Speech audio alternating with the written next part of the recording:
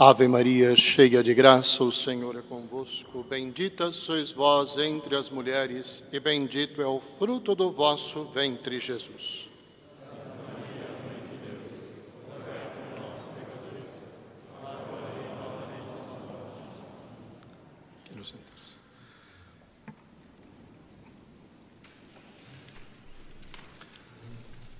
Um bom pai, uma boa mãe, quando vê seus filhos crescerem, vários estão nessa situação aqui, estão com seus pimpolhos os cercando, sobretudo quando entram na fase da adolescência, vem a necessidade de chamar o filho ou a filha. Venha cá, vamos conversar um pouquinho e deixar algumas coisas mais claras para o seu bem. E hoje, a igreja, como boa mãe, chama a todos nós, não só os que aqui estamos, mas todos aqueles que estão participando desta missa dominical no mundo inteiro, com esta mesma liturgia. Chama a todos os seus filhos e diz: meu filho, minha filha, venha cá, vamos conversar um pouquinho sobre algumas coisas muito sérias e muito necessárias que você entenda para o seu bem.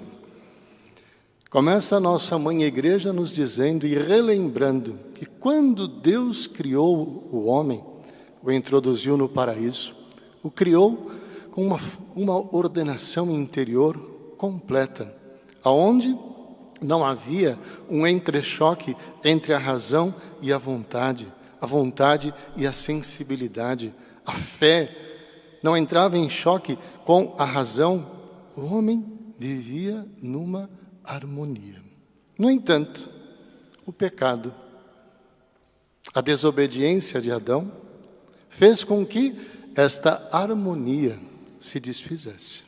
E se estabeleceu no interior do homem uma verdadeira guerra civil, onde ninguém quer obedecer, todo mundo quer mandar. Resultado, vira um caos, onde a fé é colocada de lado, a razão se enfraquece, a sensibilidade começa a levantar o dedo e a vontade não sabe a quem obedecer. Vira um caos. E é justamente o que cada um de nós passa por vezes no nosso interior. É o que São Paulo dizia: sinto em mim duas leis, uma lei da carne e outra do espírito, que lutam, que brigam dentro de mim. Bom, o homem perdeu então esta integridade, esta harmonia, esta ordem. E agora? Mas Deus não o abandonou. Deus fez com que em nós permanecesse uma luz intelectual, uma lei natural, impressa, escrita por Deus no coração de cada ser humano. E esta lei é o suficiente para guiar, seja quem for, desde que tenha um pouco de boa vontade e queira fazer a vontade de Deus acima da própria vontade. Mas Santo Agostinho nos diz: pelo fato dos homens não quererem ler em seu coração a lei de Deus, Deus também a escreveu em pedra e a entregou a Moisés. São os 10 mandamentos. Não consigo ler aqui, então está aqui. Está claro. São estas as leis de Deus, que devem ser obedecidas, seguidas. Alguém dirá: nossa, mas Deus é tão tirano assim, que cria leis e impõe que nós as cumpramos? Não. Deus é bondoso e sabe o quanto, na medida em que cumprirmos estas leis, nós estaremos mergulhando no seu amor. E os grandes beneficiados seremos nós. A primeira leitura da missa de hoje nos deixa muito claro isso, no momento em que nos diz o eclesiástico: se quiseres observar os mandamentos, eles te guardarão. Os mandamentos da lei de Deus nos protegem, nos guardam e ao mesmo tempo servem como um corrimão que nos ajuda a subir e nos impede de cair. Quando nós subimos uma escada, apoiados no corrimão, nós temos mais forças para subir e ao mesmo tempo não temos o risco de escorregar. Se nós observarmos os mandamentos, eles vão nos ajudar a ir a Deus e nos impedir de cair no precipício. No entanto, diz ainda o Eclesiástico: diante de ti Deus colocou o fogo e a água. Imagine um recipiente com água e uma tocha em chamas. Escolha onde quer colocar a tua mão. Quem de nós colocaria a mão no fogo? Todos nós, em pleno juízo, claro, escolheríamos o quê? A água. Eu vou colocar minha mão na água, mas não tem a menor dúvida. Não tem a menor dúvida. Eu vou queimar a minha mão? Diante do homem estão a vida ou a morte, o bem ou o mal, a água ou o fogo, o prêmio ou o castigo, o céu ou o inferno. Quem escolhe não é Deus. Cada um de nós faz a sua escolha. Assim como não escolhemos colocar a mão no fogo, também, obviamente, não queremos ir para o inferno. É óbvio. Agora, esta escolha faz com que nós, se somos coerentes a ela, pautemos a nossa vida segundo os ensinamentos de Deus. Segundo uma sabedoria, que nos fala São Paulo nesta carta aos Coríntios, divina, e não uma sabedoria do mundo. A sabedoria deste mundo faz com que o homem feche-se em si, vire um egoísta, exclua a Deus da sua vida. O que importa para mim é aproveitar. Não sei quantos anos eu vou passar nessa terra, eu vou aproveitar o máximo que eu possa. Essa é a sabedoria do mundo. Uma sabedoria que faz com que o homem, apesar de parecer uma loucura, enfie a mão no fogo, se queime, pois coloca de lado a sabedoria divina. A sabedoria que nos convida a olhar para o alto, a cumprir com os mandamentos que Deus estabeleceu para nós. Mandamentos estes que nosso Senhor Jesus Cristo confirmou, como Ele mesmo diz hoje, nesta passagem do Evangelho, desta passagem do Sermão da Montanha. Não penseis que vim abolir a lei ou os profetas. Não vim para abolir, mas para dar-lhes pleno cumprimento. Mas acrescentando às forças dadas ao homem, à luz intelectual, à lei natural, aos mandamentos em pedra, dando-nos as forças. Como? Através da sua graça. Jesus, nosso Senhor, nos trouxe as forças de que nós necessitamos, pois é uma ilusão pensar que com o nosso esforço única e exclusivamente conseguiremos cumprir com os 10 mandamentos. Jamais, estavelmente, ninguém consegue. Necessitamos de um auxílio do alto. E este auxílio, desde que nós o busquemos, desde que nós o peçamos, nunca nos faltará. A sabedoria divina nos abre os olhos para esta realidade.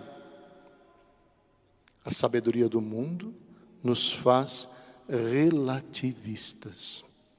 O falecido Papa Bento XVI, quando ainda cardeal, na missa com a qual foi aberto o conclave no ano de 2005, conclave esse no qual ele mesmo foi eleito Papa, ele advertia e chamava a atenção do mundo para o relativismo.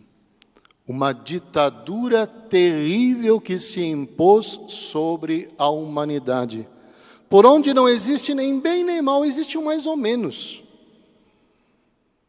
Por onde não existe a vontade de Deus, mas sim a minha. E que Deus tem que se adaptar ao que eu quero, e eu não tenho que me adaptar àquilo que Deus me ensina. Por que o mundo hoje tem tantas seitas? Passa-se pelas ruas e vai encontrando portinha abrindo para todo lado. O que são essas seitas? Cada um cria uma religião segundo os seus conceitos, adaptada ao seu modo de pensar, ao seu modo de agir, aos seus erros, não querendo adaptar-se aos ensinamentos de Deus. Interpretando as palavras de nosso Senhor Jesus Cristo a seu bel prazer, mudando aquilo que lhe incomoda, tirando aquilo que não lhe interessa, é muito fácil. O problema são as consequências. É muito fácil nós relativizarmos os ensinamentos de Deus, mas quem planta, um dia colherá. Aqueles que plantam vento, um dia colherão tempestade. Não tem como fugir desta realidade.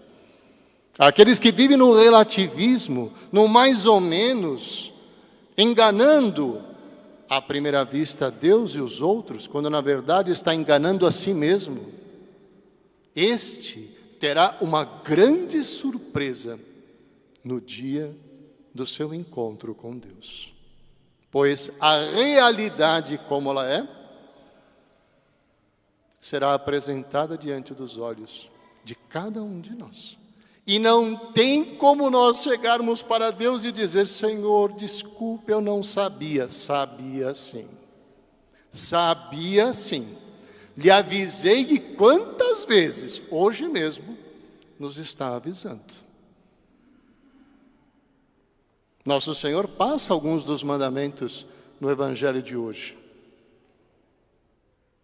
Quantas vezes o padre no confessionário ouve um ou outro que se ajoelha e diz: Padre, eu nunca matei nem roubei.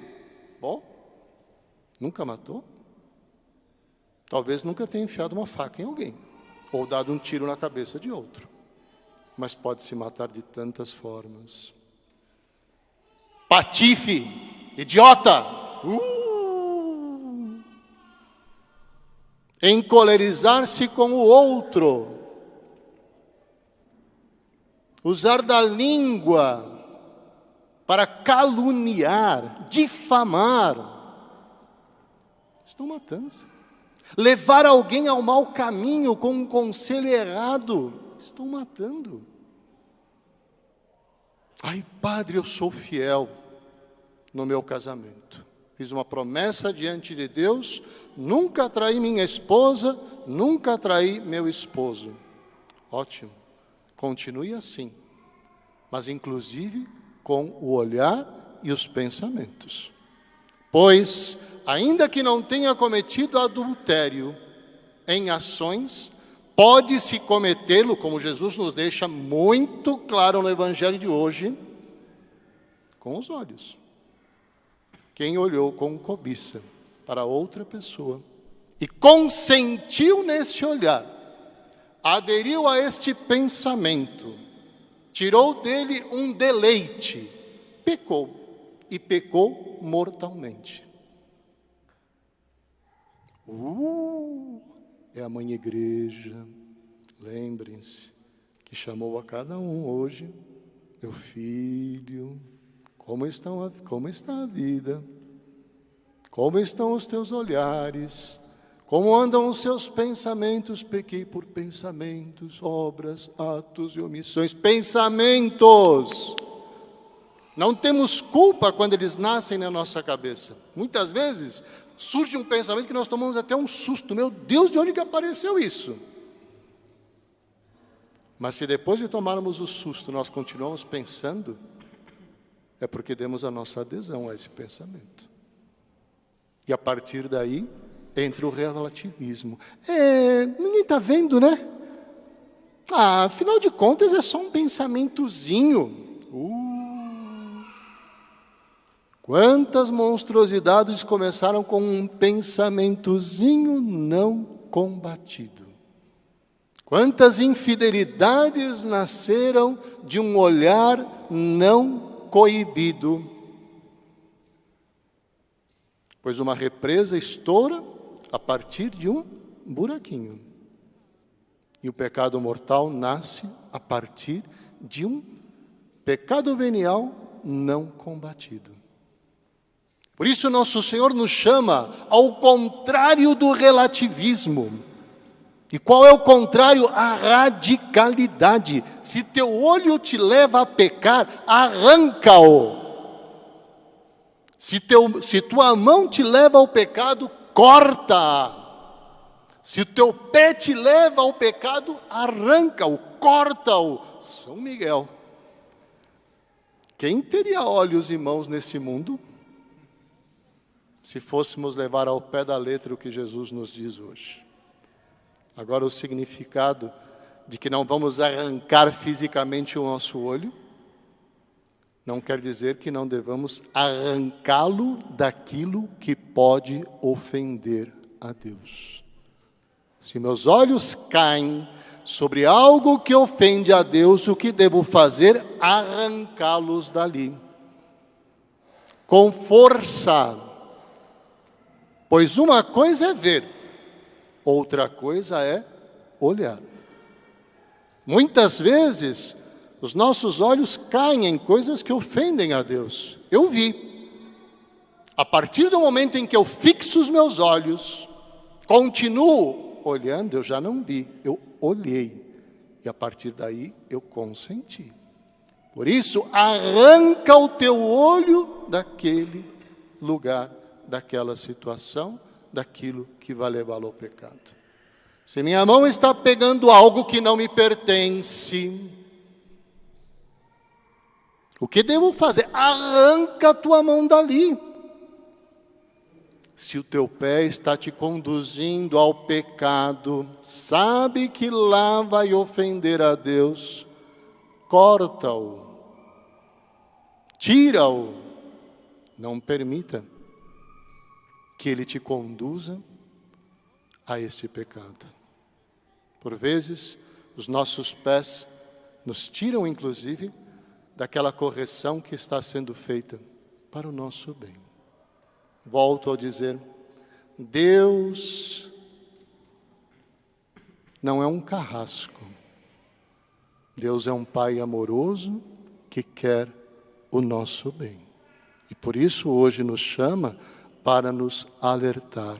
Meu filho, o que tenho reservado para ti, com isso concluo nesta passagem de São Paulo aos Coríntios, o que Deus preparou para os que o amam é algo que os olhos jamais viram, nem os ouvidos ouviram, nem coração algum jamais pressentiu. O que Deus reserva para nós é incalculável. O que pede para que nós possamos merecer, usarmos de forma correta a liberdade que Ele nos deu. Pois Deus nos criou livres, nos deu o livre arbítrio. Sermos árbitros da nossa vida. Não nos criou máquinas. Deu-nos a liberdade para escolhermos entre o bem e o bem. Quando escolhemos o mal, fazemos um mau uso desta liberdade. E claro, todo aquele que faz um mau uso da sua liberdade acaba por sofrer as consequências deste mau uso. Quando vemos uma pessoa atrás das grades, por que ali está? Era livre. Usou da sua liberdade para fazer o mal e, por consequência, foi parar na cadeia. Assim também é o inferno. Quem lá está? Quem foi relativista, quem usou mal da sua liberdade e, por consequência, escolheu colocar a mão no fogo, escolheu a morte, escolheu o mal. Que Deus nos livre e guarde. Pelo contrário, que nesta Santa Missa, em que Deus nos chama e puxa um pouquinho a nossa orelha, nos sejam dadas graças para sermos radicais no cumprimento da lei de Deus e ajudarmos os outros também a praticarem esta lei. Não é difícil. Quando se quer, é até fácil. Muito mais fácil do que viver o relativismo. Muito mais fácil do que tentar enganar a Deus, enganando-se a si mesmo. O relativista prejudica-se durante a vida e na eternidade. Aquele que vive a lei de Deus tem paz ao longo da sua existência. No meio das tempestades, no meio das dificuldades, vive em paz, pois a sua consciência está tranquila. Depois de viver em paz, no meio das tormentas, um dia receberá este prêmio inimaginável, pois o próprio Deus nos diz: eu serei a vossa recompensa demasiadamente grande.